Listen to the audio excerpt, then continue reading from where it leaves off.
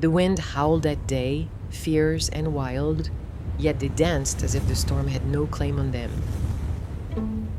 On an expansive, barren beach, a woman in a blood-red gown moved like a flame, barefoot and untamed, her figure catching the flicker of fleeting light.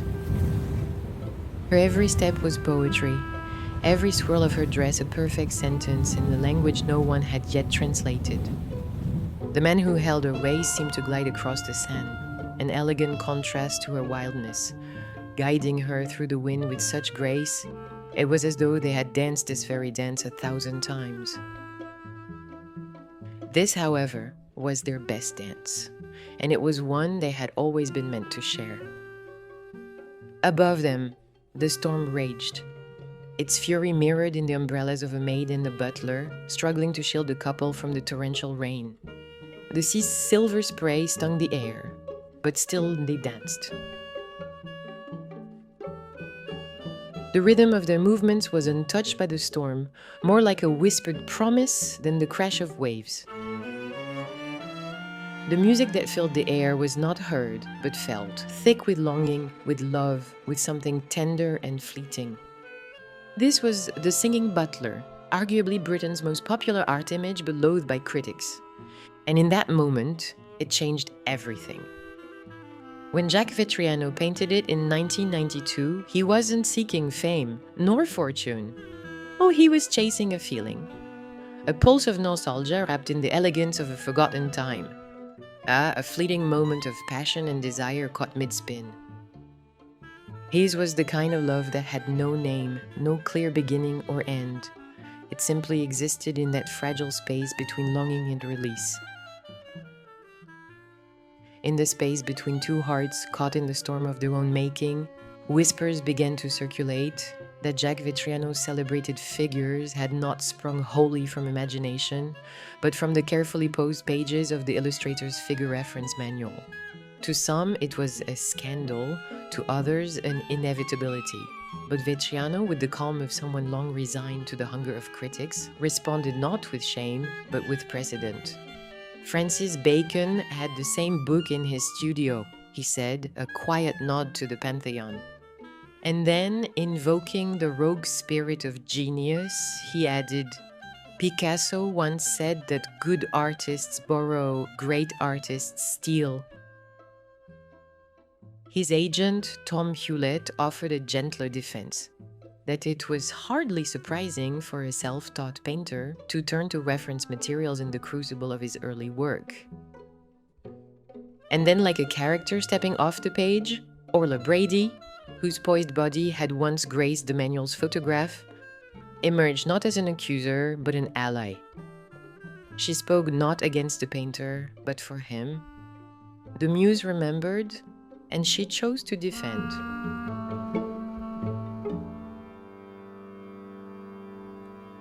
Born in the UK in 1951, he started life deep underground, working the coal pits as a mining engineer. But fate had other plans. In the 1970s, a simple gift, a box of watercolors, sparked a quiet revolution. What began as a hobby soon consumed him.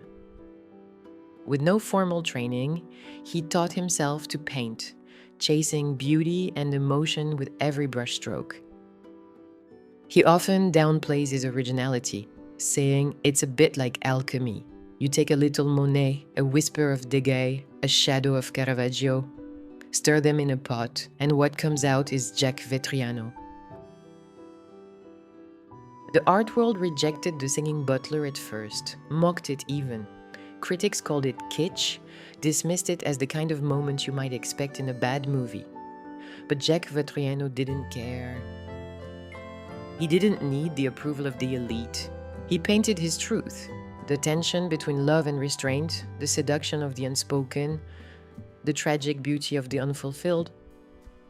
The characters in his work were never quite happy, never quite whole.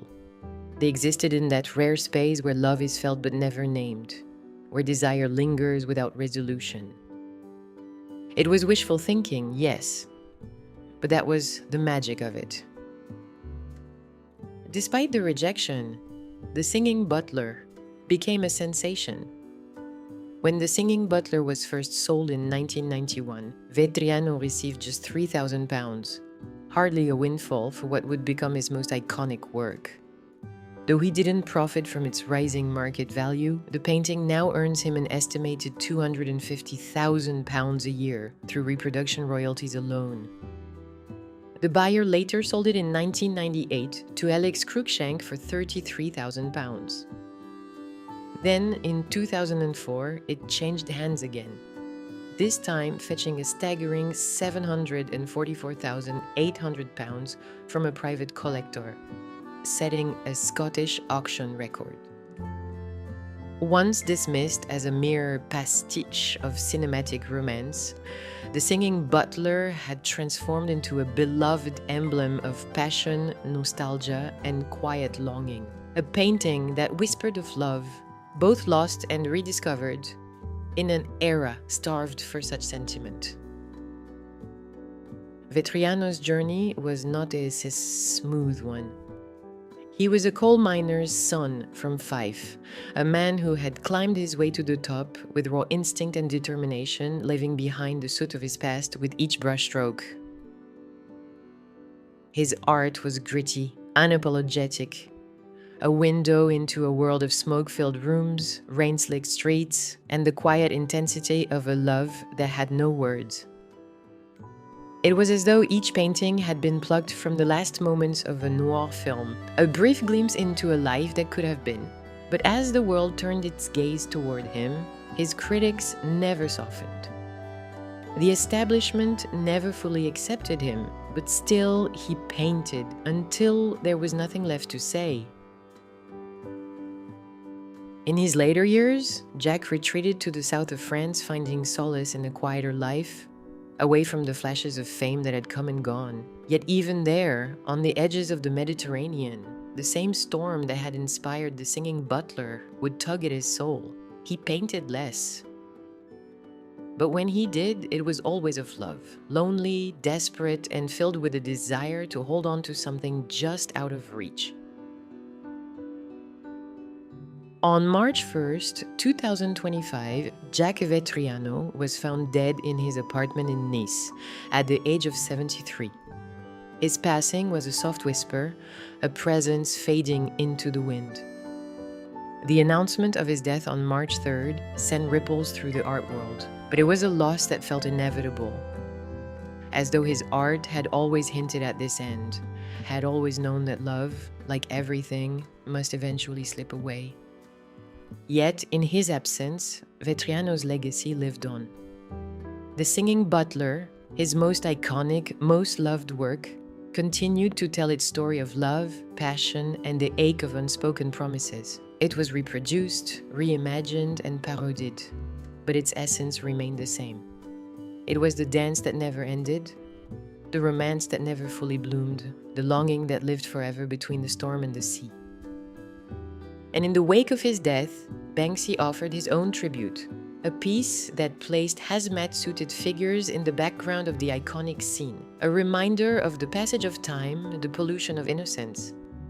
It sold at auction for £4.3 million, a final nod to Vettriano's profound impact on the world. A world that had never quite understood him, yet had always loved him nonetheless. The Singing Butler still lives. In every home, in every whispered story, it lingers as the dance of what could have been. It is a memory suspended in time, a moment that was never fully told, a romance that will never end.